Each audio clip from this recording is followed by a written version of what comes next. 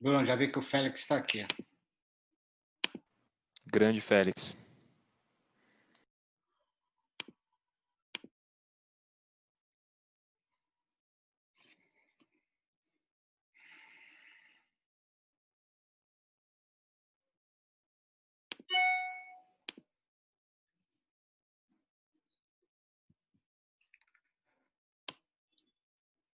Fala, Félix, tudo bem?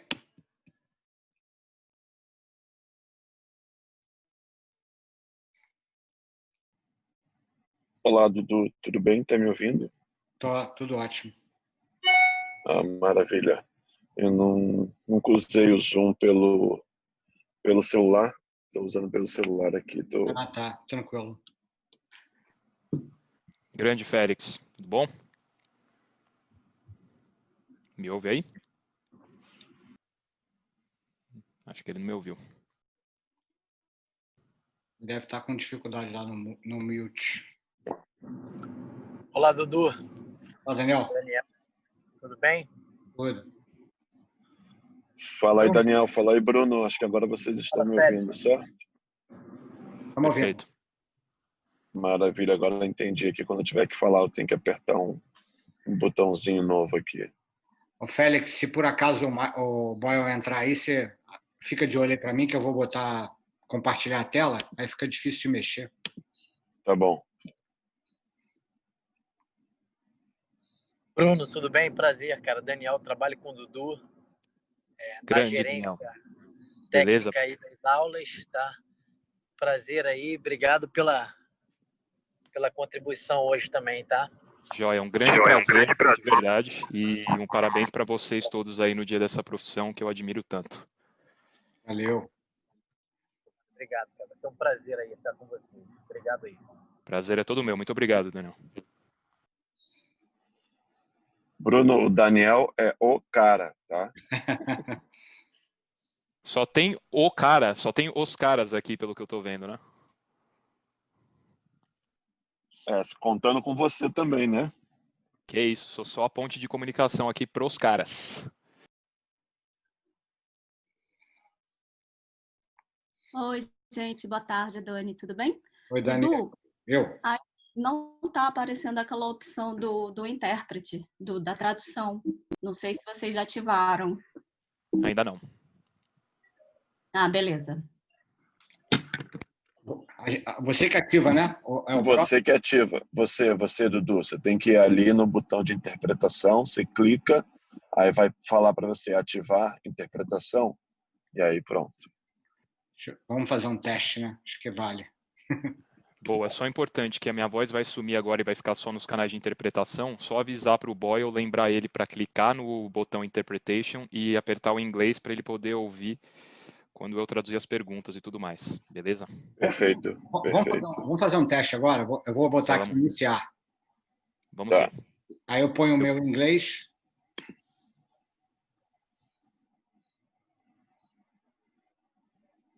Eu estou no português, isso. Quer fazer um teste aí, Bruno? Félix, fala inglês aí. Tá perfeito, ouvi o Bruno perfeitamente no canal de português. Ah, então tá funcionando. Maravilha. Prazer, Daniele. Oi, prazer. Tudo bem? Tudo bom? Tudo ótimo. Dani, o Félix, a Dani é a gerente de marketing nossa, conseguiu botar de pé esse assunto, e o Félix é a pessoa que viabilizou aí todo mundo. Que nada. Claro. Maravilha, prazer, Dani. O Félix, posso te pedir um favor? Manda, Sim. Ou me manda pelo WhatsApp a forma como você acha que eu tenho que apresentar o Boyle. E Tá, tô te mandando agora. acho que era legal botar aqui no chat, que foi a orientação do Bruno, para a gente explicar para o pessoal, né? Maravilha. Tô te mandando aí agora.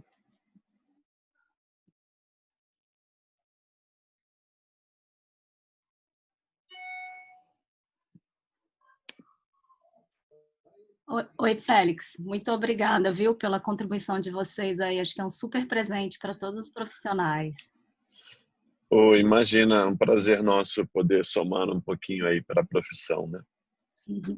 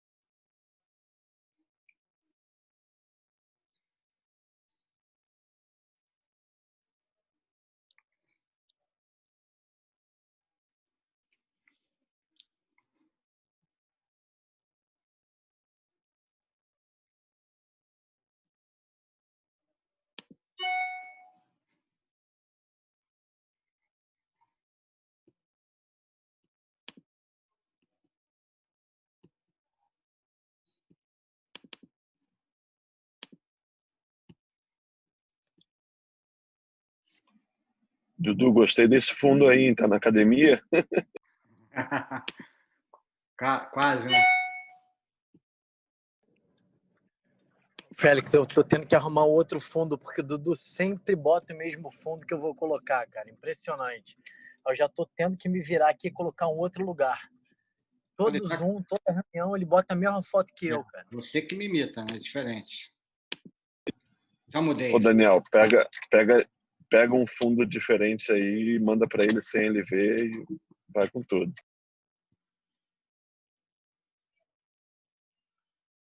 Já mudei, Daniel. Fica tranquilo.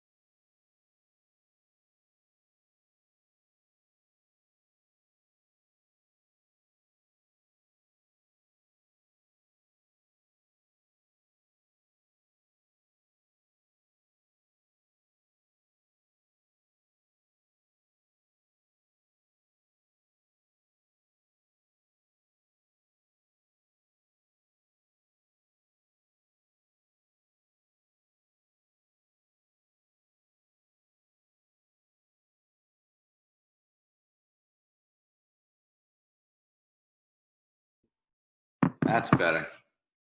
Can you hear me now? Yes, I can hear you, sir. How are you doing today? How are you? I wasn't a panelist, so I wasn't. I was muted. Oh, okay, perfect. I'm doing great. Thank you so much for your time. Eduardo is here. He's the general manager of Bodytech. Eduardo, nice to meet you. I think Eduardo is muted. Eduardo. Oh, sorry. Dudu. Hi, Michael. Thank you so much. It's a pleasure to have you over here. Well, you're welcome. You know, you got my man Carlos on your side, so he just tells me what to do and I do it. So He did the same with me. Thank you so much. Thank you so much, guys.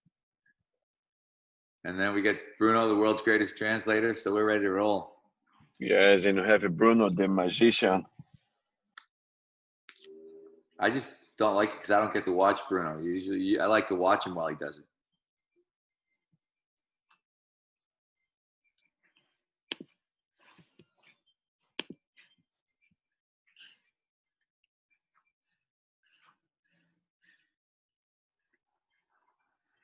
We still have a couple minutes, but I think we're fine. Okay. I'm going to do a small presentation of you, Boyle, and it's going to be your turn.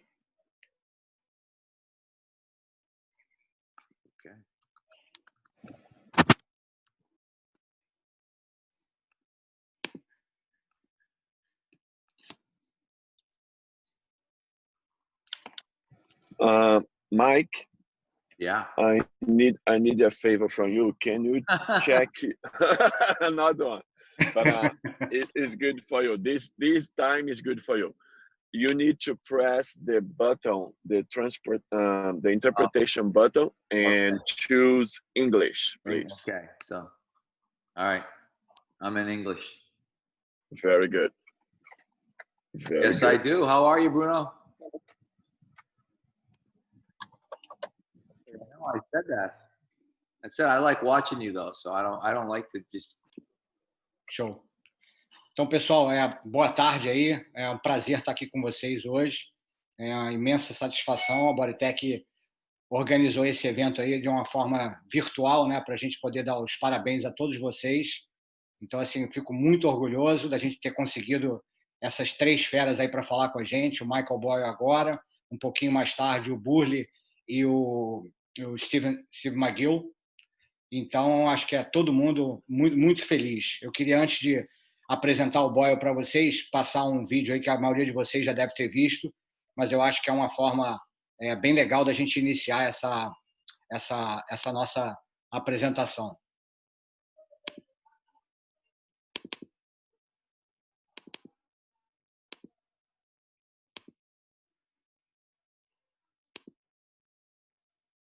Vê se todo mundo consegue ver aí. Seu trabalho sempre foi essencial, mas nos últimos meses isso ficou ainda mais claro.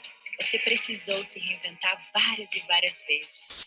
Encontrou novos jeitos de fazer a gente se superar e garantiu... Dudu, não tá passando o vídeo, não. Parado ao nosso redor. Sem ou com material, em casa, à distância, sozinho ou em grupo. E agora na volta para a academia, você tava lá. Aquela companhia certa, o apoio, a confiança. A pessoa que sabe o melhor caminho para a gente cuidar do corpo e da mente. Nunca foi só sobre exercício. Obrigada por salvar nossos dias. Feliz primeiro I can hear you. Yeah, I can't see the video. Profissional de Educação Física. I'm gonna see what's happening.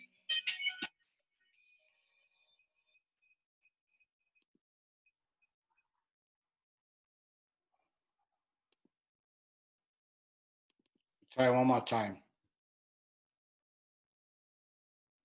I think it's because of the WhatsApp. Okay, I'll try on the end.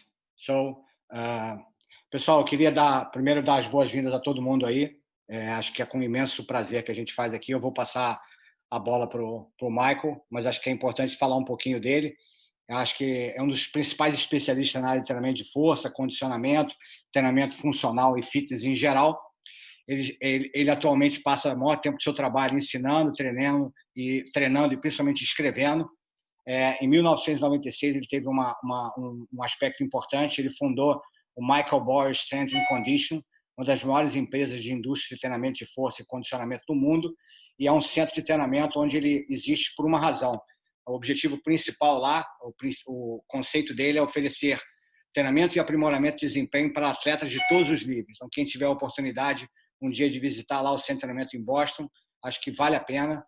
Os atletas treinam lá desde que são alunos do ensino médio até se tornarem profissionais, e acho que os principais esportes envolvem esse treinamento nesse centro de referência, e o MBSC também é uma referência no atendimento e treinamento para o público em geral. Então, ele atende atleta, mas também ao público de uma forma geral. Antes de fundar o Michael Boyle Strength and Conditioning, o Michael atuou como treinamento de força e condicionamento na Universidade de Boston por aproximadamente 15 anos, e nos últimos 25 anos ele foi o treinador de força e condicionamento do time de hóquei de gelo da Universidade de Boston. Então, um papel bastante relevante, e onde ele também atuou como treinamento de força, treinador de força e condicionamento físico do time de beisebol do Red Sox. Quem conhece ele, em 2013, teve esse grande feito aí de conseguir a World Series, que é o campeonato lá nacional de beisebol.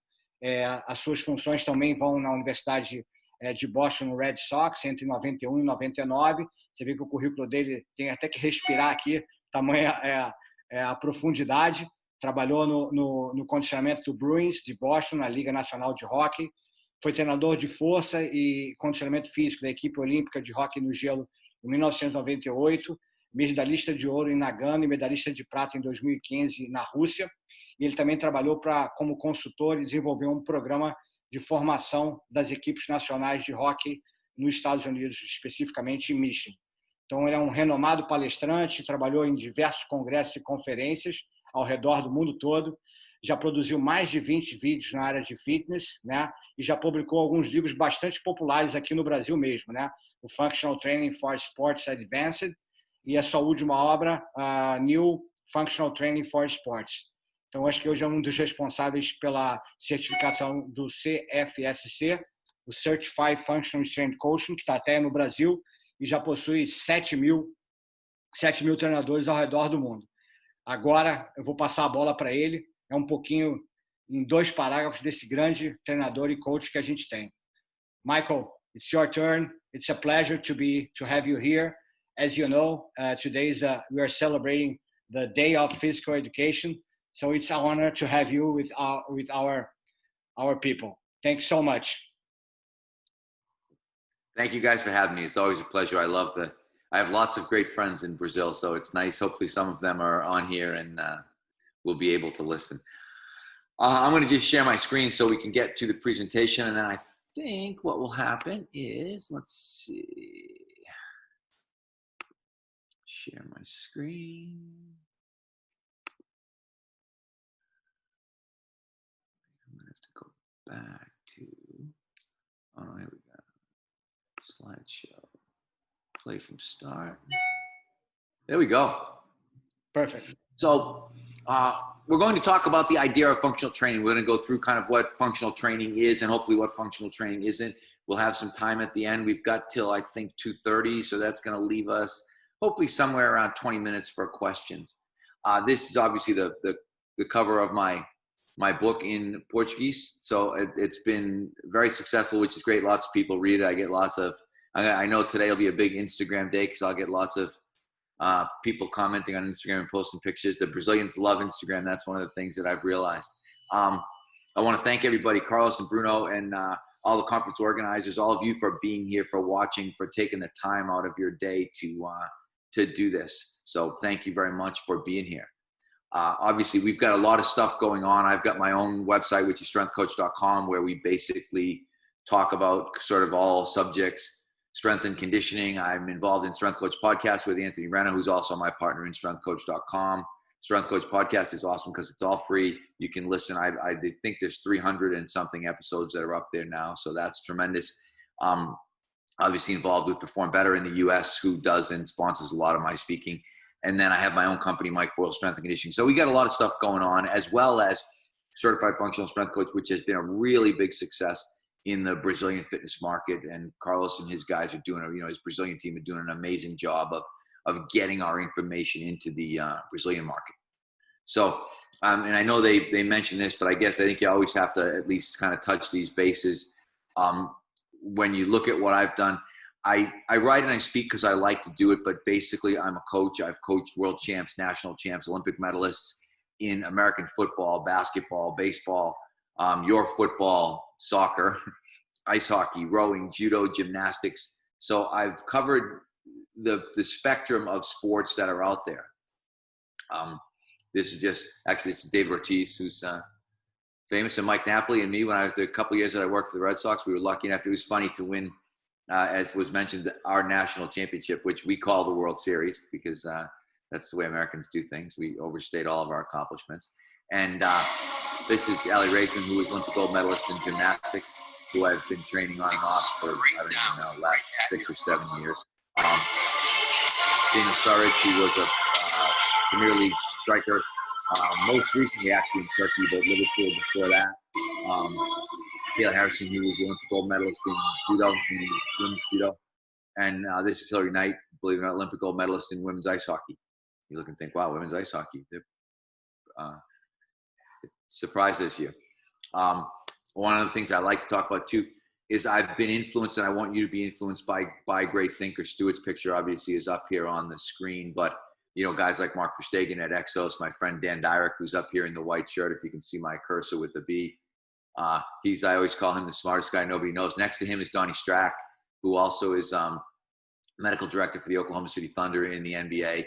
Down here is my favorite physical therapist, Shirley Sarman. I didn't have a great cook picture to throw in here, but I think the key to understanding and to being really good is to be influenced by really great thinkers. So you're going to get a chance, obviously, to listen to Stuart today, and hopefully you'll get a chance to read some information by some of these other folks as you go along. I wrote Functional Training for Sports in 2004, I think. And it's really interesting because if you look at, here's a guy on a Reebok core board with a medicine ball, and Nothing about what the book was like, but at that time, Reebok had agreed to basically pay for the pictures. And as a result of paying for the pictures, they wanted their newest product on the cover. But I think it gave people a mistaken impression of what I thought functional training actually was. What basically happened for me is I got an email from Human Kinetics saying, Mike, we want you to write a book on functional training. My answer to that was, I'm not sure I really know what functional training is, so I don't know if I'd be the perfect guy to write a book on that. And the guy who was the editor then from Human Kinetics, Ed, I can't think of Ed's last name right now, it doesn't matter, but said, we think what you do is functional training. So I said to him, I can just write what I do, and you're going to call the book Functional Training for Sports. And he said, basically, yeah, that's what I'm going to do. Human Kinetics will publish what you write will be literally the book on functional training. So it's an interesting process when I didn't know if what I did, I just thought it was training. What we're going to talk about is what we do for training, but people will now call this functional training. What I'm going to hopefully be able to do, this is obviously Albert Einstein, but I love this quote and explain it simply. You don't really understand it. I'm hopefully going to make this simple. My goal for this when we're done is for you to walk away and think, oh, that makes perfect sense. I get it. I should be doing exactly what he said. If you walk away with that in your head, then I will have accomplished what I was hoping to accomplish in, say, the next hour or hour plus here. So when we talk about this, the idea, what is functional training? And I think that functional training is applying what we know about functional anatomy to training. And what that really is understanding how the body really works. And I think, as I said, when I explain this to you, you should have that simple thought of, oh, that makes perfect sense, right? Because what I call functional, I'm going to give you Functional Anatomy 101, a basic course in functional anatomy, because understanding functional anatomy really validates the concept of functional training. When you understand functional anatomy, everything that we're talking about doing makes sense. So the simplest thing that we want you to understand is when you put your foot on the ground, so when you walk, when you run, when you land from jumping, or when you jump, all your muscles do the same thing. All muscles act when I put my foot on the ground to eccentrically decelerate flexion at the ankle, knee, and hip. In other words, when I put my foot on the ground, I don't collapse, right? Some muscles function isometrically as stabilizers to prevent unwanted motion. Think about my glute medius. My hip stabilizers are going to function to keep my knee from caving in. Other muscles are going to have neutralizer functions in terms of they're going to prevent an unwanted action. But the idea is that it's so simple. I put my foot on the ground. All those muscles work. My quadricep, my glute, my hamstring, my calf. Every muscle does the same thing. It stops me from flexing my leg. When I go into the concentric phase, so when I push off, every muscle does the same thing again. It moves me forward. It extends my ankle, knee, and hip. So when we start thinking about organizing training or developing exercises, this makes perfect sense to train on one leg, to train with our foot on the ground, because this is what the muscles do. So what we have to do is we have to get away from this idea. I want to make sure I get to the next, well, this will just, so if we show you here, you're looking at the picture, right? If we think about how we were taught anatomy, well, quadricep extends the knee, right? Hamstrings, they flex the knee. Calf muscle, that extends the ankle. That's not true. When this foot hits the ground, every muscle all the way up this chain acts together to prevent my knee from bending, to prevent my hip from flexing, to prevent my ankle from flexing. They all prevent flexion. When I push off the ground, they all create extension. When we understand that simple concept of functional anatomy, and it'll get a little more complicated as we go on, but when we understand that concept, all the other training things that we're going to do really ends up making sense. I'm getting some funky light from the back here, so I'm going to pivot myself. Sorry. See if we get a little less, a little better situation here. Hold on. I think that's better, hopefully. And Carlos can text me if it's not. But so You know, all this, I'm going to get more complicated than I should here, but, you know, if we think about like, you know, hamstrings don't flex your knee. When we understand functional anatomy, they act eccentrically or isometrically to stop my leg from swinging out. You know, I always say to somebody, if your hamstrings didn't work, you'd run like you were kicking a ball all the time. Your legs would go flying, your feet would be flying out ahead of you. So we need to understand how the muscles work. It's the same thing. We need to understand how the muscles in the hip work. You know, your third most powerful hip extensor is this adductor magnus in here, right? You look at that and think, what are you talking about? But adductor magnus isn't really even an adductor. It's primarily a hip extensor. We have glute max, which acts as an extensor, adductor magnus, which acts as an extensor, hamstring, which acts as an extensor in my push-off phase. This adductor magnus is an internal rotator. It would turn my knee and foot in.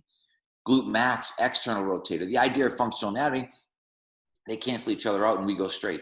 So you need to understand, I guess the point is we really need to understand anatomy in order to make this thing work right, in order to understand how we design programs, why we pick the exercises that we pick.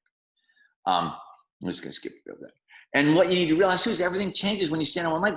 When I stand on one leg, suddenly glute medius is a stabilizer, adductors are stabilizers, my QL, my quadratus lumborum on the opposite side hip becomes a stabilizer. There are all these things that happen anatomically that are really, really critical to understanding why we select the exercises that we do, right? Glute medius, really big stabilizer. You know, even here, foot hits the ground, right? You know, your anterior tibialis' job is to just keep your toe up. Your perineal's job is to keep your, you know, that's that neutralizer effect. We're not going to roll our ankle because perineals are going to keep our ankle positioned the way that we want it to. They're going to transfer force up into our hamstring, which is going to help us to extend our hip. It's all about understanding anatomy. The other thing we want you to understand is that I always say, when someone asks me about, you know, what functional training is purposeful training. So if we think about what something's function is, we want to know its purpose. So I tell people functional training is literally training muscles based on their function. When I know what that muscle really does, then I know how to train that muscle. We have to pick exercises that have the muscles doing the things that they do in real life. So this goes back to the old idea, and you hear this all the time, and people say train movements, not muscles. I don't know if everybody understands that, but the idea, because again, we were taught, you know, if you look at the average fitness center, you know, it might have a leg extension machine, it might have a leg curl machine, it might have a pec deck, it might have all these things that are meant to train muscles in isolation. That's not what we want to have happen. We want to train movement patterns. So when we talk about functional training, if you read New Functional Training for Sports, we basically, upper body, we talk about pushing and pulling. Lower body, we talk about knee dominant and hip dominant exercises. And that's it. Trunk, we talk about anti-extension, anti-lateral flexion, anti-rotation, prevention of motion. It's very, very simple movements that we're talking about. We never talk about muscles. We never do legs. We never do abs. We never do arms. We're never looking at things on a body part by body part basis. Rather than we're looking at them on a movement by movement basis. This is one of my favorite lines.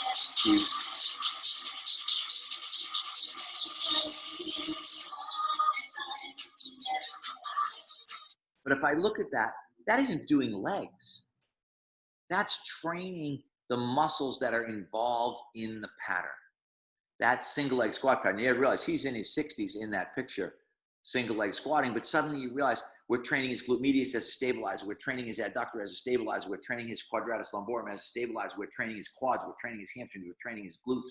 All these muscles are being worked as we do this single leg squat. But we'd never look at it with this simplistic view of, oh, you know, it's a leg day. We're doing legs. You know, you'd never see us like I haven't had a leg extension machine since the 1990s. I haven't had a leg curl machine since the 1990s because it's really important. This is not what these muscles do. The quadricep does not extend the knee. If you look at this action and say, when does this happen? Maybe in some sort of kicking motion, maybe the quadricep starts to extend the knee. But again, you think about not hitting a soccer ball. Because soccer ball is going to be a rotary action. It's going to involve your adductors. It's not going to be, you're not trying to kick with a leg extension action. If anything, you're trying to kick with like a rotary adduction type of action.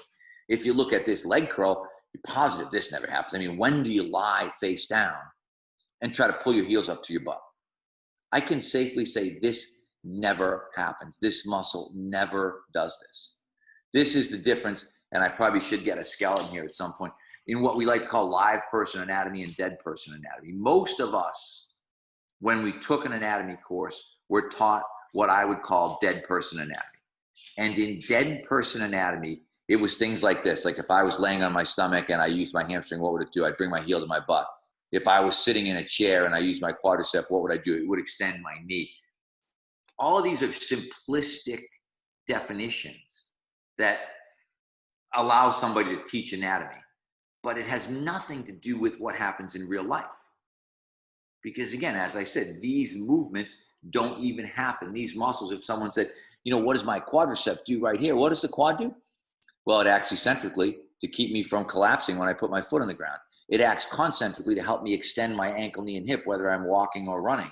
If I'm running, I obviously need a lot more quadricep contribution than I did if I was, if I was walking. So it's that idea, movements, not muscles, multi-joint versus single joint. Because, and this is, as a general rule, machines are less functional than free weights.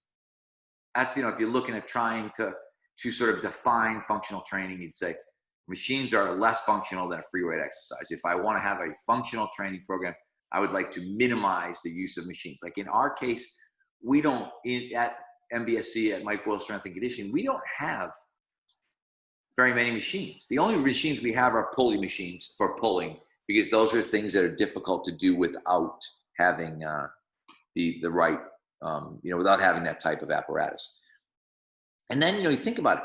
If you're functional, how many activities are performed while you're seated? Like most machines, I mean, none, right? I mean, there's nothing that we do from an activity standpoint that involves us, I guess, maybe if you're a race car driver. And then how many things are done, and we said sports here, but I think we're talking more in general fitness, but when do you do anything where the stability, where you have to push, and the stability is provided by two steel rods that have the load moves up and down on? Those things don't happen. So we realized that machines in general would be classified as not functional, non-functional. And then how many things are done by one joint acting in isolation? How often do you use your tricep to press down or use your bicep to curl? The reality is never. And so this is a quote from Vern Gambetter and Gary Gray.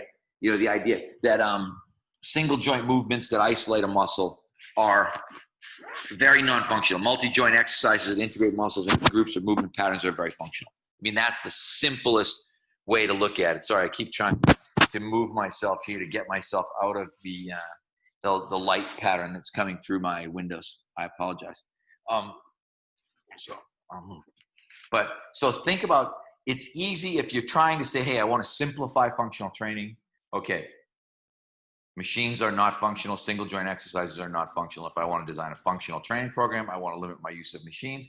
I want to limit the amount of single joint exercises that I'm going to do. Yes, there are exceptions, but that's a pretty good, simple way to look at it.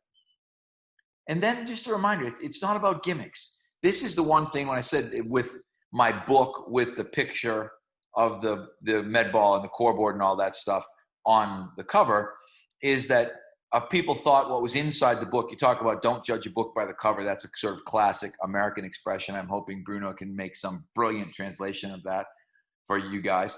But you literally don't want to judge that book by the cover, because functional training is not about gimmicks. It's not about Bosu balls. It's not about closing your eyes. It's not about waving dumbbells around. It's just about understanding anatomy. It's about understanding the science, the underlying science that we want to talk about. And does functional training get a bad reputation? I think yes. I think sometimes some serious strength coaches frown on the idea of functional training because they see people standing on Bosu balls and standing on stability balls or kneeling on balls or doing whatever, and people say, "No, that's functional training." that type of quote unquote functional training is what gives us a bad reputation. So we want to get away from those types of things and move into things that are going to be more realistic, more real world. We want to make sure that people still train hard. We want to follow progressions. We want to lift weights. That's all the stuff that we want to do, but we want to do that in a way that makes, I think, anatomical sense. She is excited. This functional training. 20, so right? She's got 50 pounds, I think. I don't know what she has in her hand. So again, as you can hear me talking, I think, but Kelly, she was on our 2014 Olympic team, is single leg squatting with 50 pounds of external load. That's really good functional strength. When we look at her, if you watch that video, she is excited. Think about that. Okay, quadricep, hamstring, 20, so she's got 50 pounds, I think. I don't know what she has in her hand. All acting to extend her knee and her hip against this added external resistance. She's got a weight vest on, she's got a weight belt on, she's got dumbbells in her hands. So she's probably got 20, 30, and 10 pounds in each hand. She's probably got 40 pounds total, either 40 or 50 total pounds. So we're talking somewhere in the 20 kilo range if we try to make it metric for you guys, right? I also think this is functional. That's 60 kilos for a 5, just for the record. But I look at that and think, good pulling strength is functional. I want people that can pull. I want people that can pull as well as they push. Upper body function, I think, is different than lower body function. But I look at the basic ability to pull your body weight is good functional strength. The ability to pull your body weight plus is good functional strength. Watch Alex Carpenter here. 20 kilos. Good job, Carp. Good job. Pull. Good. Yes, Carp. Nice start. Nice start. Go, Carp. So strong. Yes. Come on, another one. Let's go, Carpy. Here we go, Carp. Here we go. Yep. Good job, Carp. Great job. Come on. You got one more. You got one more. Carpy. Oh. Big push here. Big push. She's not going to get it. No. But I mean, to me, that's really good functional strength. That's the ability to handle your body weight. And then again, your body weight plus. So you're talking about a 150 pound female. So 46, let's say 65 kilo female with 20 pounds of external load. That's really good functional strength in my mind. And I think this is good functional strength. Abs tight. Good. That's it. Stomach tight.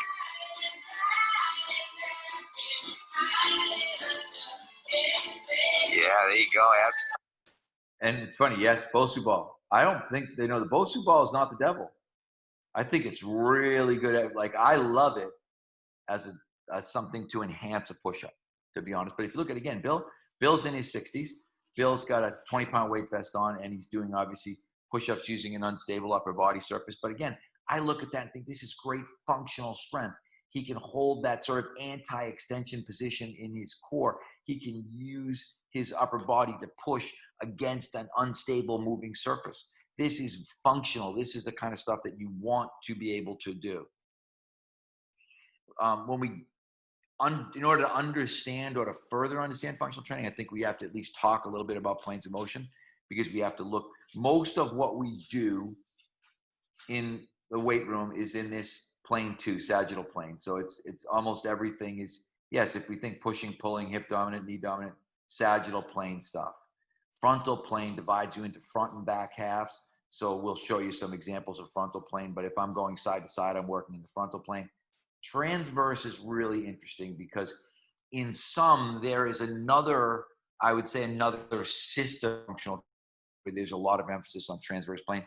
We think about controlling the transverse plane more than we think about moving in the transverse plane. So when we think about transverse plane, we're thinking about controlling rotation, anti-rotation, anti-lateral flexion. Lateral flexion would be frontal plane, anti-rotation would be transverse plane. But we're thinking about controlling that rotation. So as we said, sagittal divides you into a right and a left half, right? Frontal divides you into front and back side. Transverse basically divides us. The easy look of transverse is top and bottom half, but there's really, the transverse plane is really, moving up. Everywhere there's a joint that rotates, there's a transverse plane. So it's really moving primarily, from your hips all the way up through your spine. So this is a sagittal example. As we said, most of what we're doing, this is goblet split squat, but most of that is occurring, most of the conventional weight room stuff is occurring in the sagittal plane. Right? This is also sagittal. But as I said, this is the third one, like squat split. But I think this is really functional, and it's really triplanar. When some people talk about 3 planes, I think anytime you're on one foot, you're doing triplanar training, because when we look again, so if we look at these two, Karen and Kelly, so Karen here, Kelly there, they have to control rotation, and they have to control shifting laterally. So you end up in a situation where you're using, we talked about some muscles being stabilizers, some muscles being neutralizers. We need to be able to look at this and realize that we're using those stabilizers and those neutralizers while we're moving through the sagittal plane. So sometimes, and in every pure unilateral exercise, there's 3 planes of motion, but 2 planes are being controlled while 1 plane is being moved through. But again, this is frontal.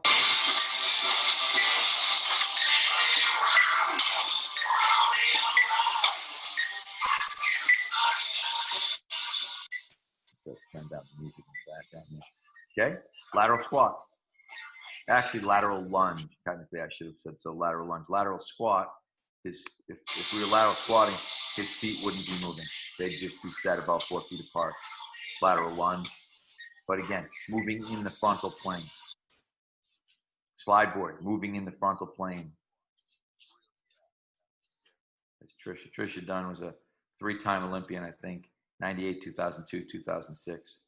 Amazing, amazing athlete. But again, we can condition in the frontal plane. We can work our hip, ab, and adductors. Abductor as they push off, adductor as that leg drags across.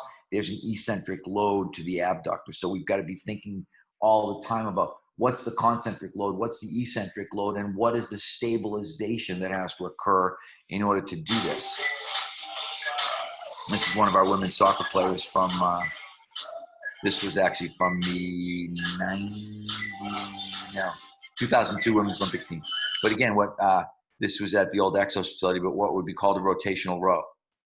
Now we're adding some transverse plane motion to the exercise.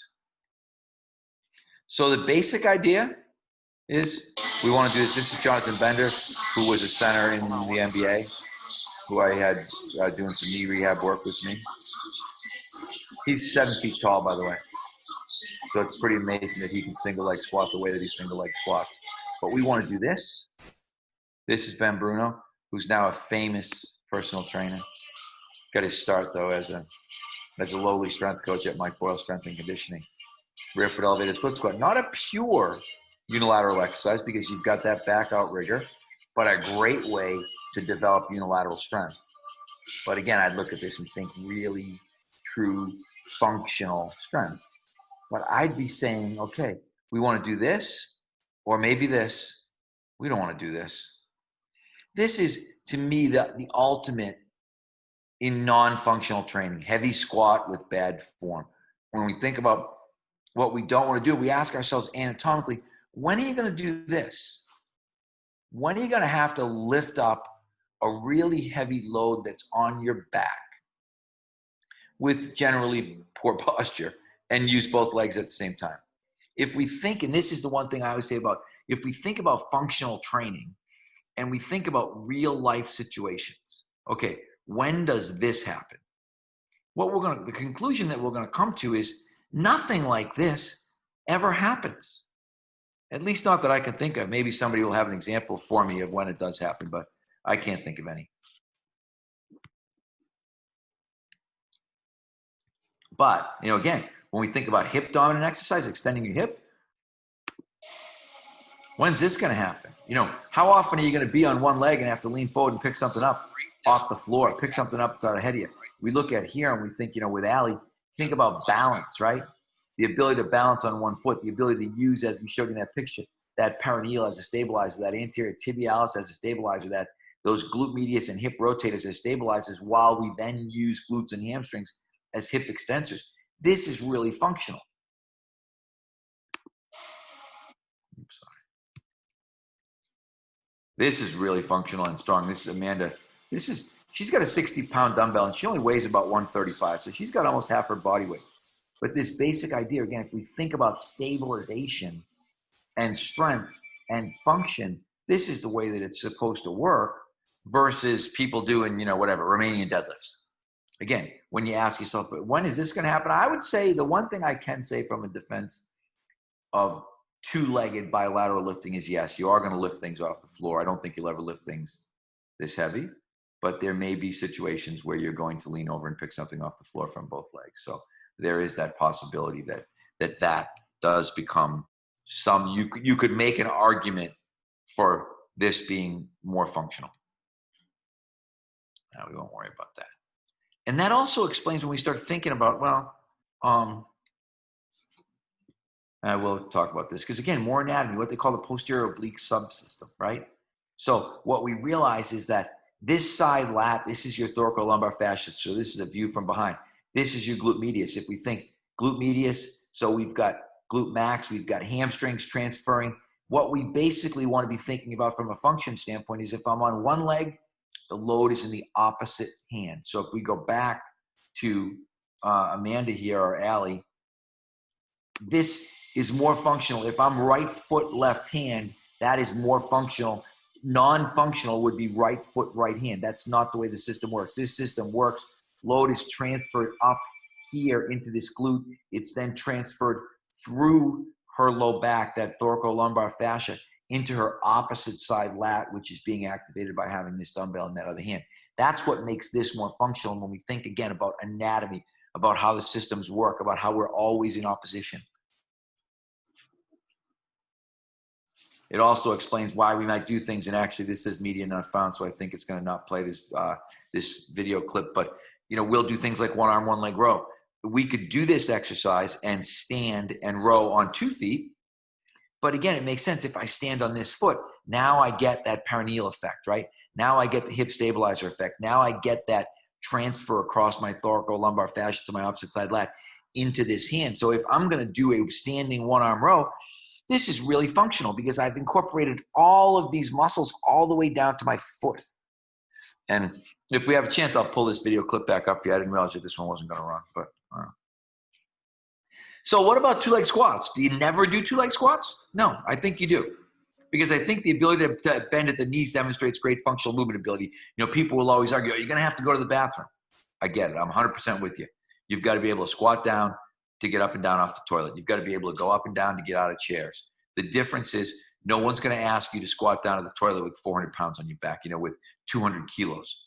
No one's going to ask you to pick up 200 kilos of groceries. No one's going to ask you to sit down in a chair with a 200-kilo person in your lap. So I do understand that squatting is important, and that's why you have to think about like guys like Ray Cook and Lee Burton and the FMS. They choose overhead squat as the beginning of movement analysis. We want you to be able to do that because if you can't squat, you have problems. If you can't do a 2-leg squat, that's not good. And it's generally indicative of some kind of muscular or joint restriction. So what we want to realize is that squatting is normal. If you watch babies are great squatters. Squatting, I would say squatting is an ability that you lose. Because if you look, hip mobility is lost over time. We are making a trade as we become better runners, jumpers, walkers. We're trading mobility for stability. And over the course of our life, we go from being highly mobile when we're very, very young to being really stiff when we're really, really old. We become too stiff. We lose hip mobility. We lose lumbar spine mobility. We lose all kinds of mobility over time. So mobility becomes important, and squatting is part of mobility. So I'm not going to say don't squat. What I'm going to say is don't bilateral squat under heavy load. That's the difference in the argument, right? Because I'd say squatting, great for beginners. This is my son when he was probably about, I'm going to say he's 11 years old, maybe in this picture, maybe 12. When we have kids, we're teaching kids to squat. We want to develop that simple bilateral lower body strength. That's an important skill to have. It's not so great as we get older, because then you start watching people who are trying to bilateral squat under heavy load with all sorts of restrictions that prevent them from doing it well. And that's where we start seeing, particularly back pain. I think one of the reasons I am as anti-squat as I am is because of the back issues that are resulting from it. And this is interesting. This is Franz Bosch. Not only is the value of deep squats questionable, but so is the claim that double leg squats are particularly suitable for improving strength in the legs. Strength in the back muscles may be the limiting factor rather than strength in the legs. And so double leg squats may in fact be a maximal strength exercise for the back muscles. I 100% agree with Bosch. If I look at here, if we watch most people fail in squatting, here's the fail point in that lumbar spine. The fail point is really, people rarely run out of leg strength. And that's one of the reasons, if we go back, I'm going to go back to Ben. If we go back to here, this is the reason, like this is 305 pounds right now that Ben's going to rear foot elevated split squat. And this is another whole argument for functional training, this whole bilateral deficit idea, neurological idea, but we have much more capability in our legs than our low back allows us to use. So someone like Ben, he can't squat 600 pounds, but he can squat 305 pounds for whatever this is, 5 or 6 reps on one leg. So it's an interesting idea, interesting thing to look at, right? The other thing we want to look at, and this is something Stuart's probably might talk about this in his presentation, but also when we think about bilateral squatting, I think we're under the impression that everybody, we always say everybody's got the same bones, and everybody does have the same bones. We all have the same number, we all have the same bones, but these are femurs. And one of the things that you notice is this angle, femoral neck, is clearly not the same. This one is 90 degrees right here. This one on the right is 45. Those are extremely different hips. They're going to give people different levels of mobility, and they're going to give people different squatting abilities. One of these people will squat better than the other, without question. I don't really know which one. Stuart would be able to tell you, but I'm just going to tell you that one of them is going to be able to squat much better than the other. Another reason I'm very anti-squatting, look at this next picture, right?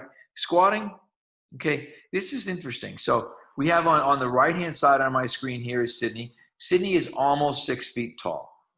Megan over here, Sydney's an athlete at the gym. Megan's an intern at the gym. Megan is about 5 feet tall. Sydney is about 11 inches taller. So if we're talking 2.5 centimeters to an inch, she's about, 25, 27 centimeters taller than Megan, right? Easy.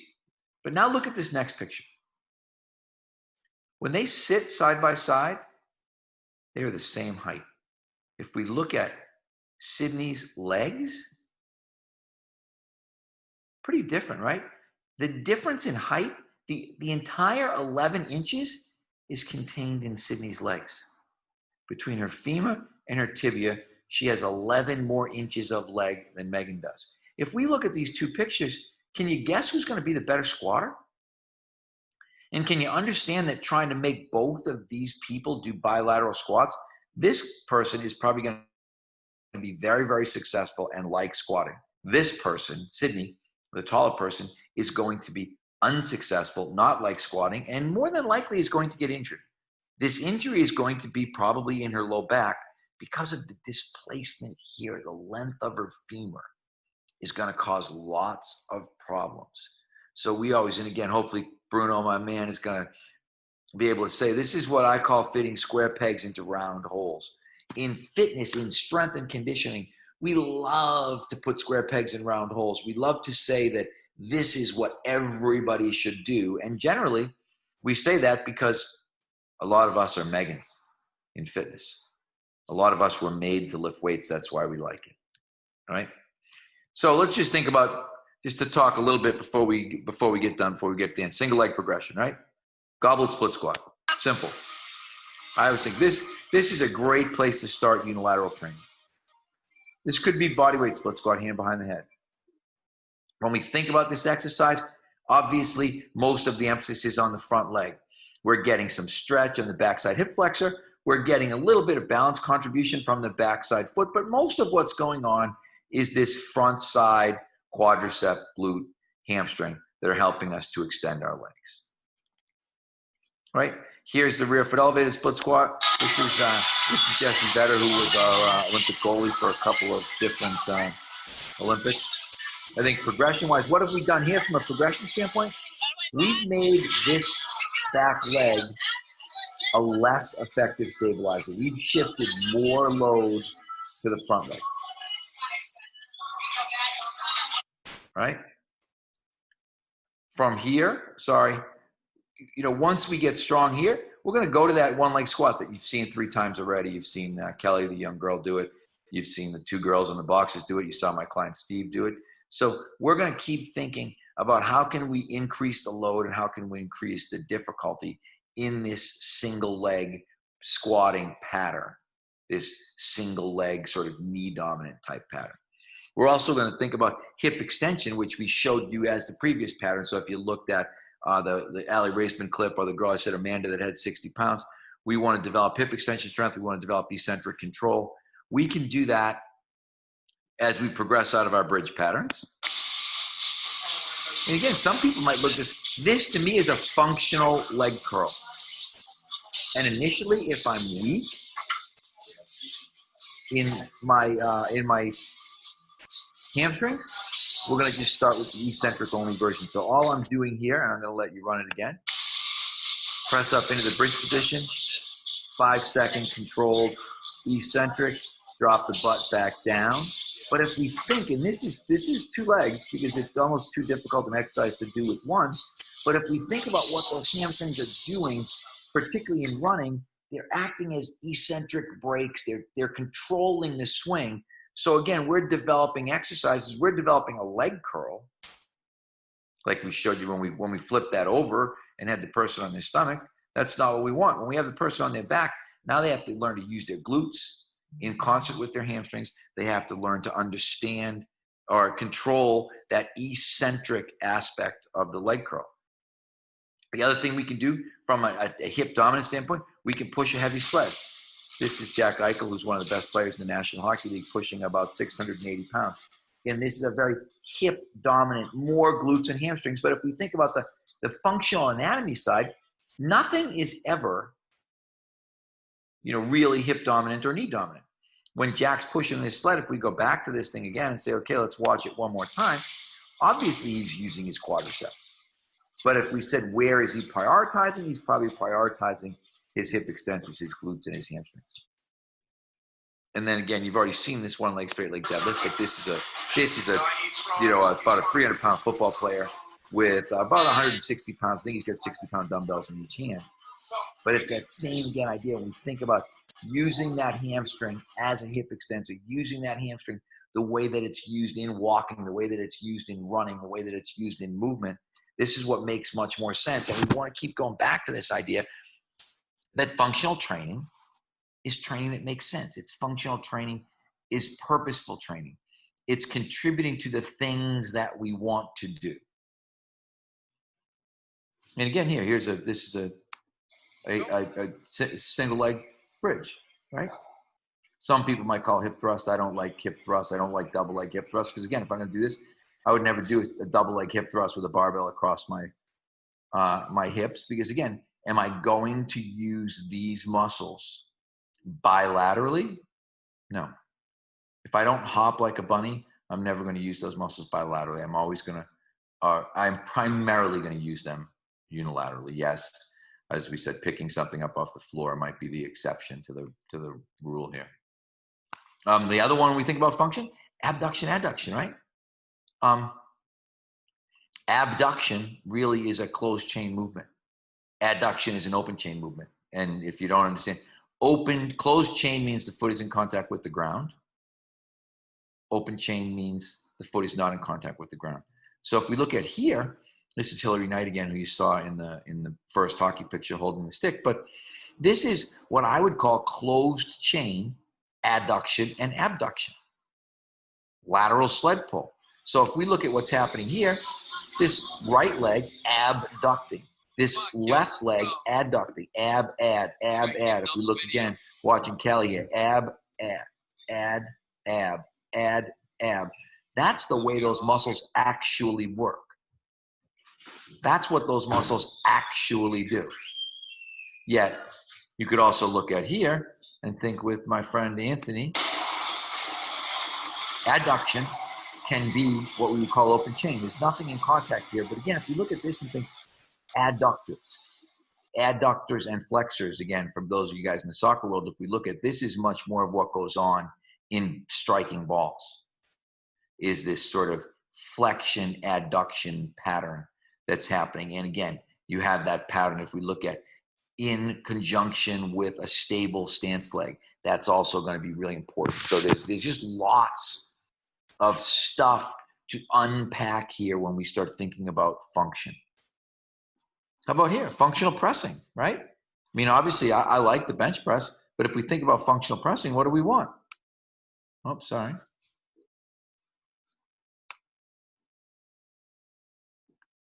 Just a standing cable press on our Kaiser.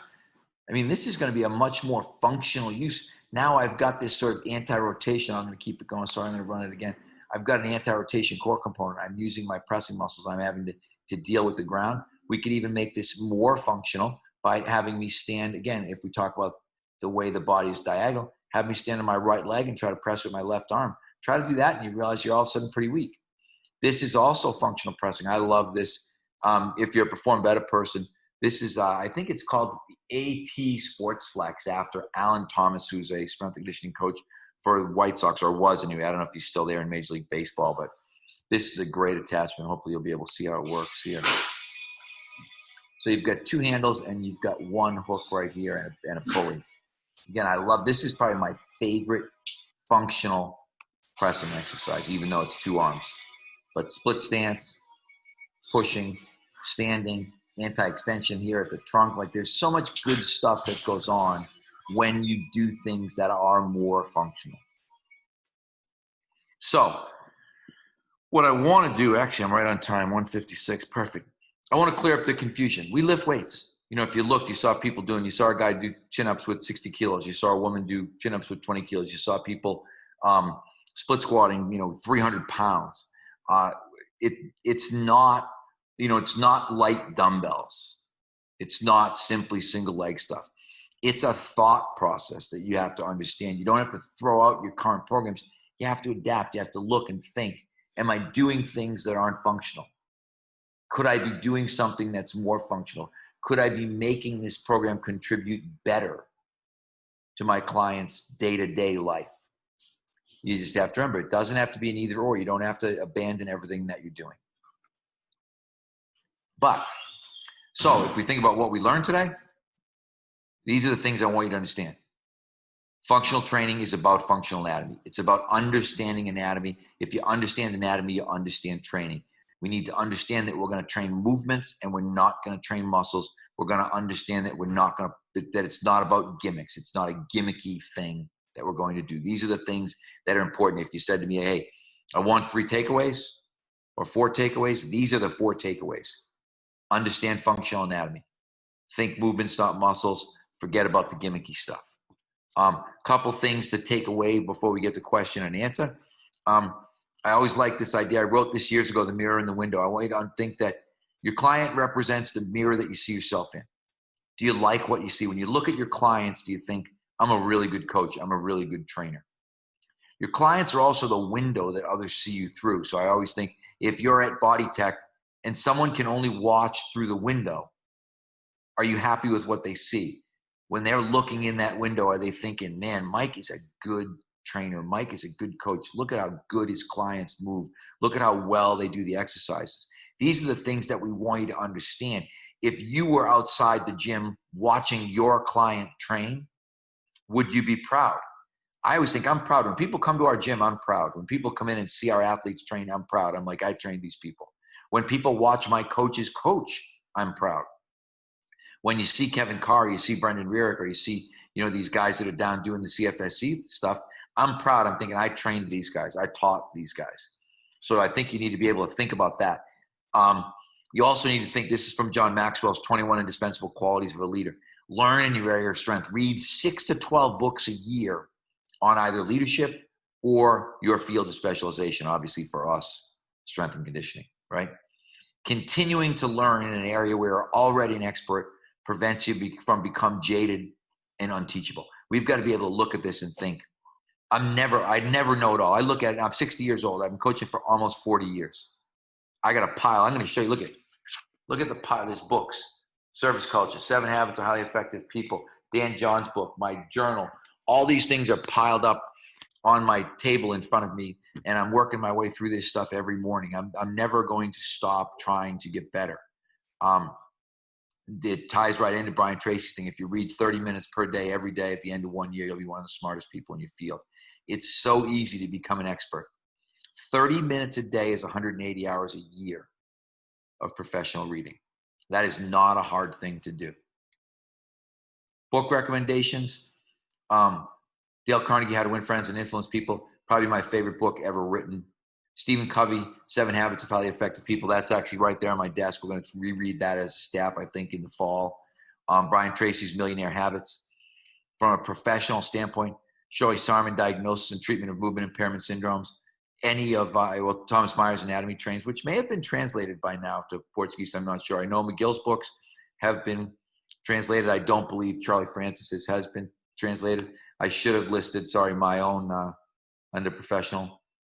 New Functional Training for Sports and Advanced in Functional Training are both in Portuguese. So everybody that's on here should be able to read those with no problem, should be able to get those. They could buy those from Felix, by the way. So I get a little plug in there for him. I'm going to stop my share, and then Bruno's going to tell me what your questions are, and then we're going to 30 minutes going through questions. One thing I will tell you before we start.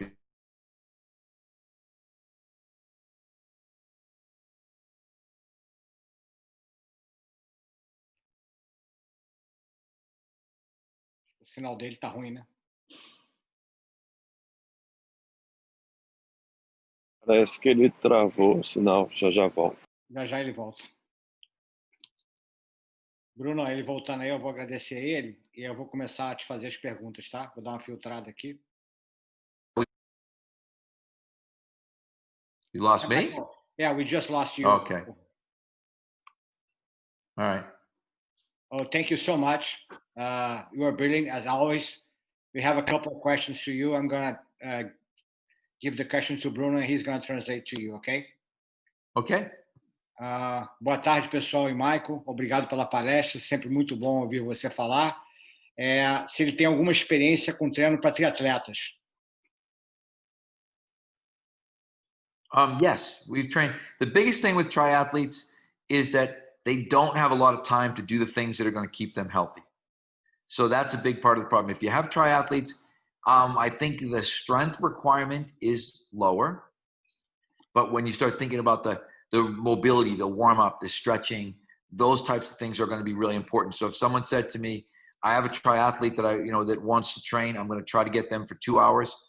I'm going to give them the basic functional training program, push, pull, legs, core. But I'm going to give them lots of injury prevention stuff in between, because triathletes, endurance athletes in general, are always hurt, frequently hurt.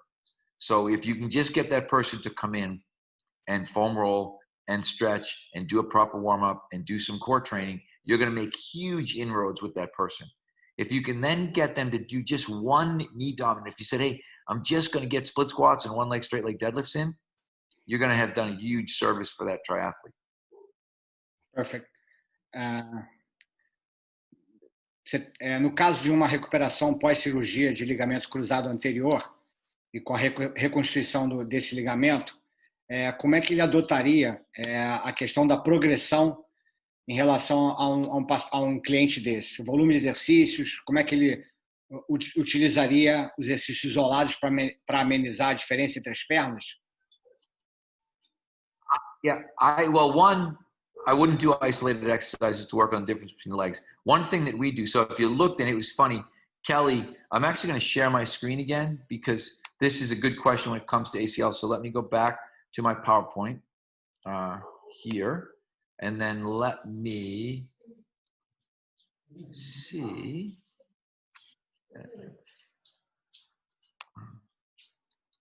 Oh, perfect. All right, wait.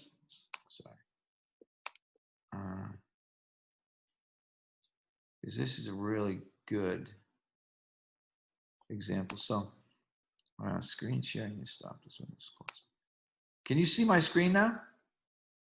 Not yet. Oh, okay. Let's see. Share screen. Now, yes? Yes, yes. Perfect. Okay, so just watch Kelly here, this girl in the video. She is excited. She is rehabbing her ACL, which is her She's got 50 left pounds, leg. I think. I don't know what she has in her hand. Okay, so if we look at here, her left leg is the torn ACL leg. When we're training during that process, so this is probably somewhere, I'm going to say 6 months, we're hammering her good side. We're hammering her upper body. When we have somebody with an ACL, this is the injured part of the person right here, the ACL leg. The rest of the body gets trained exactly the way that we were going to train it before. And so when we're looking at that ACL, then the ACL person starts, a lot of times we start with bilateral squatting because sometimes they're too weak to start with split squatting. In our situation, we don't do like isolated stuff. We won't do leg extension. We won't do leg curl. We'll be doing the exercises that we showed in the presentation in their most regressed version. So we might start with split squat. We might start with some very modified versions of one leg squat. We might start with some just simple body weight squats if the person is really weak. And then we'd start with, again, hip extension, things like the bridging exercises, probably lots of bilateral to let the good leg help in the beginning, and then shifting to as much unilateral as the person is going to be able to handle. Always thinking the number one thing for me with ACLs, it's got to be pain-free. They can't be getting patella pain. They can't be getting pain at the kneecap. They can't be getting pain at the patella tendon site, particularly if they've had a patella tendon graft. So we could spend all day talking ACLs, but that's a good sort of basic starting point anyway. Perfect. No treinamento funcional, qual o tempo necessário em média que você utiliza para um aluno passar numa progressão, para você aumentar a carga, você progredir no exercício?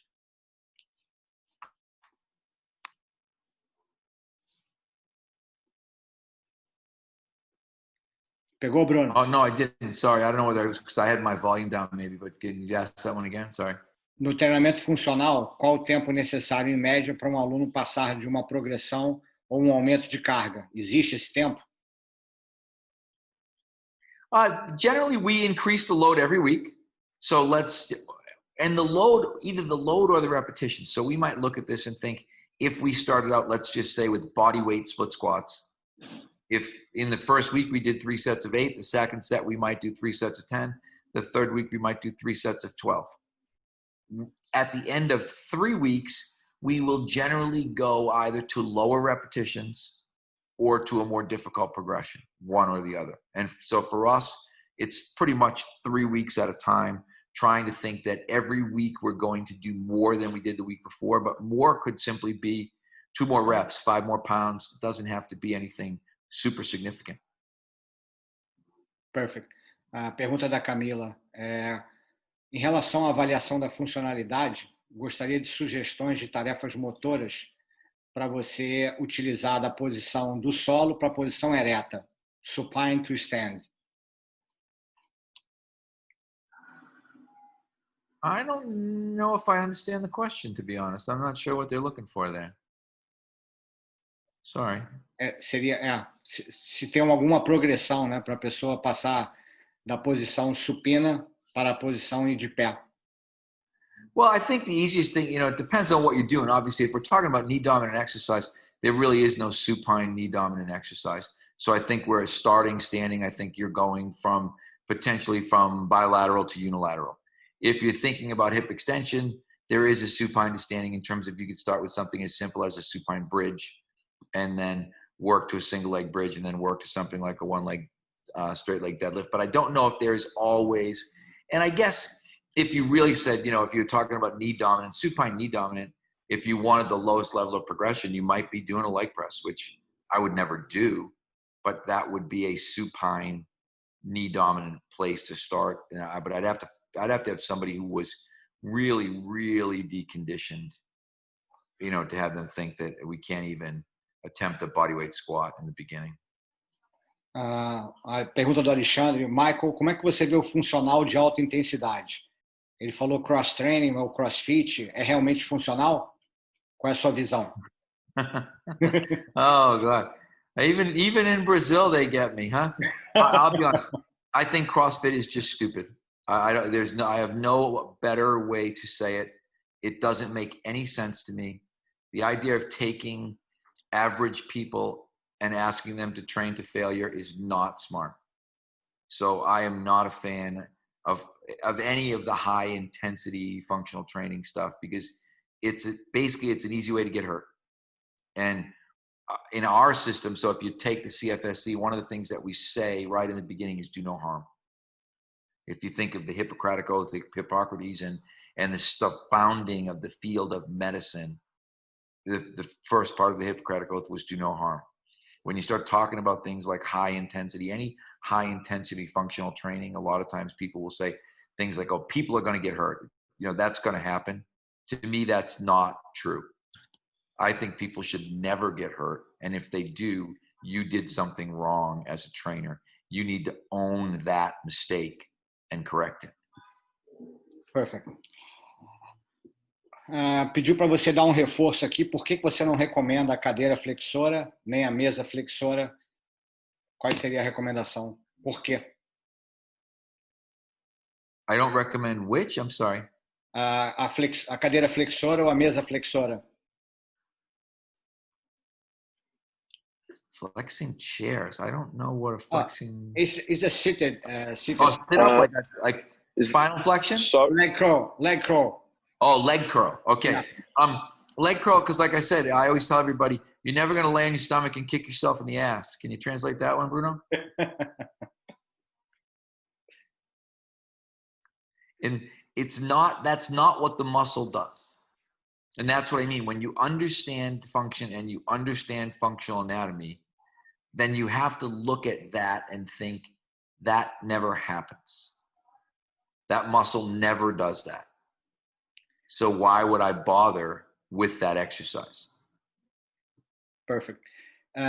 Você acredita na possibilidade de incluir exercícios de mobilidade na progressão, uma vez que para recuperar um movimento é muito importante você ter execução correta, boa execução? I mean, do I believe in including mobility exercises? Absolutely. Yeah, as a progression. But as a progression, no, I don't necessarily think so. There might be cases where that makes sense, but I would say in the vast majority, no. I think progression is going to be in things like load and speed, generally speaking, but not, I would think, I'm trying to think of an isolated case where, you know, mobility might be a progression. I don't know where I could think and say, you know, normally when we do an exercise, we're doing it through the range of motion that we want it done through from the beginning. Normally, not always, but normally. So I can't see how more mobility, generally speaking, and there may be a more specific question in there somewhere that I'm missing, but I would think no. Você poderia dar uma visão para a gente? O que o senhor pensa do treinamento tridimensional? Yes, I'm not a tri-dimensional or three-dimensional training fan.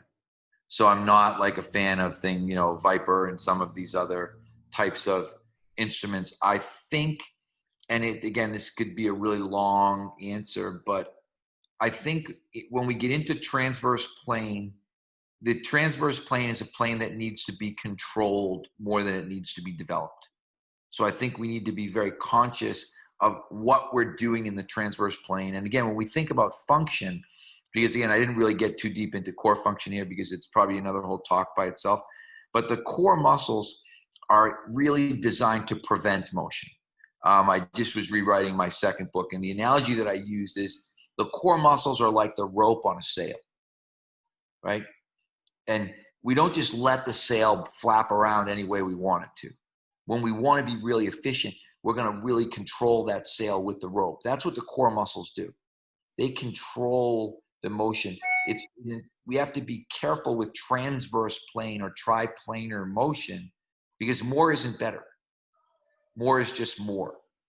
And the one thing we realize, and I always use the same example, there's a reason I can't turn my head around and see behind me. My body was designed that way. My cervical range of motion was limited deliberately. There's a reason I only have a couple of degrees at each lumbar vertebrae. My body was designed that way. So I think sometimes when we just sort of randomly start reaching all over the place and using drivers to drive us into rotation, I think we're asking for trouble versus preventing it. Thank you. Pensando no treino do movimento, então é melhor trabalhar com menos carga e mais repetição? I think it depends on the goal, but I would say, I mean, less load and more reps. I think once you go beyond, say, 12 repetitions, you're no longer training anything close to strength. You're in the endurance category.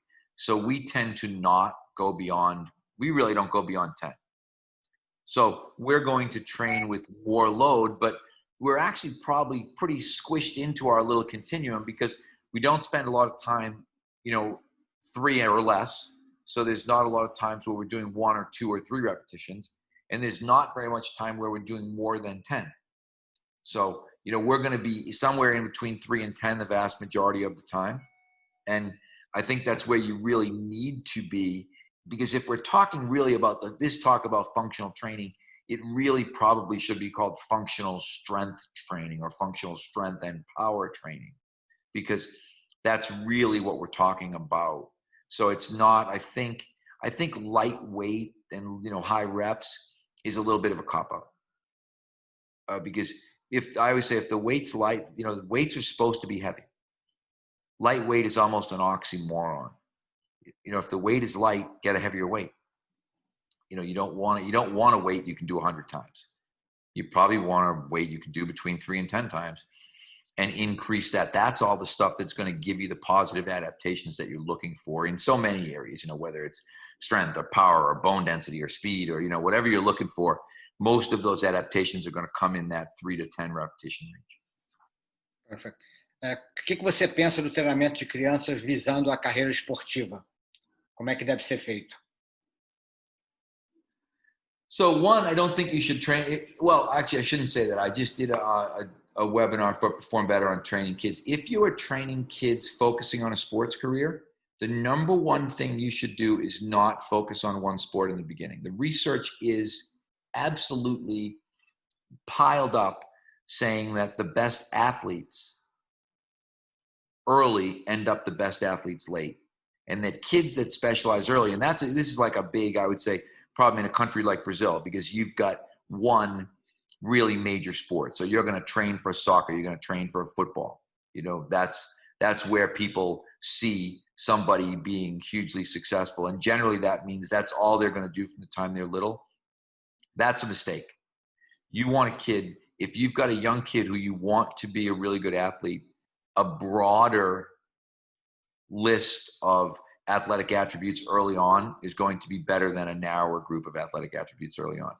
So, with kids, you want, even though you've got a soccer player, you want that kid to be able to run and jump and sprint and throw and even to hit, to be able to swing a bat, they should be able to do a lot of athletic things when they're young, because the better athletes are the ones who come out better at the end. Qual é a dica que você daria para a gente para convencer um aluno de personal que é melhor os exercícios com peso corporal do que a máquina?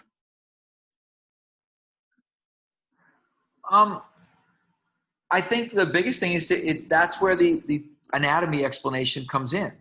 Like if you show somebody, and there was I forget, someone just had a great video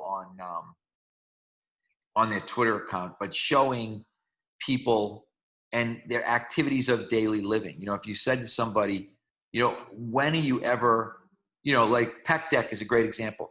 When are you ever going to sit down and try to bang your elbows together? Never, right? That's never going to happen.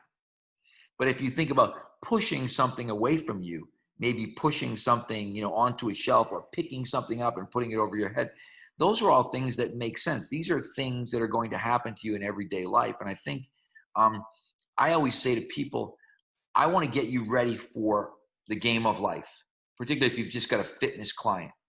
Okay. I want you to be better. I had one of my clients, very, very wealthy, billionaire actually. And, you know, we used to do lots of squatting, which he hated. And then one day he came to me and he was like, Mike, I love you. And I was like, why? And he said, because I get in and out of my Maserati so much better than I did before. You know, because he had this really low slung car that was really hard for him to get in and out of because he just didn't have the mobility and the leg strength to get in and out of that car. He also had a young son, and we'd be doing, you know, lifting things. And, you know, I don't want to lift any heavier weights. And I said, your son's not going to get lighter. Trust me. He's going to keep growing. And so I think you need to be able to sell to people in whatever way you think is going to connect with them. It might be, you know, you need to be able to pick up your kids. It might be you need to be able to put your groceries away. It might be you need to be able to get in and out of your sports car better. Whatever that is, you need to be able to figure out, how do I make that connection with that person? But the other thing is, once you start connecting with people and start having success, people just line up. I don't have to tell it. I don't have to convince anybody of anything anymore. We never convince anybody. They just walk in the door with a check in their hand, say, okay, you know, who do I pay to train? And we assign them a trainer and we're off to the races. So I think if you can convince a few people to get on the train with you and to do what you want them to do, everybody else will see the difference and think, wow, that makes so much more sense. Because it makes sense to smart people. Smart people are the easiest ones to convince because they get common sense. Michael, no seu centro de treinamento, você tem experiência com clientes obesos? A abordagem é diferente? O treinamento funcional é adequado? Qual é a dica que você daria para quem vai iniciar? I actually wrote a whole article on training. If you Google training overweight client Boyle, the article should pop up on my strengthcoach.com website, but it's right on the internet. I think there are things that are different, but not that much. One of the things that's really different with overweight clients is understanding that them getting up and off the ground is really difficult. So for instance, when we had I had one of my clients that I started training who was about 400 pounds, and I only made him get on the ground once when we did our bridging exercises. So he had one time where he had to get up and down from the ground after he did his 3 sets of bridges. The rest of the time I kept him on his feet. So I kind of broke a lot. I always say when you start training really overweight clients, you break a lot of the rules that you make for everybody else because you realize, hey, you know, like I always say, you know, never let your client warm up by walking on a treadmill. But then I'd look at it and think, unless they weigh 400 pounds, then it's fine to let them warm up by walking on the treadmill because that's going to be really good warm up for them.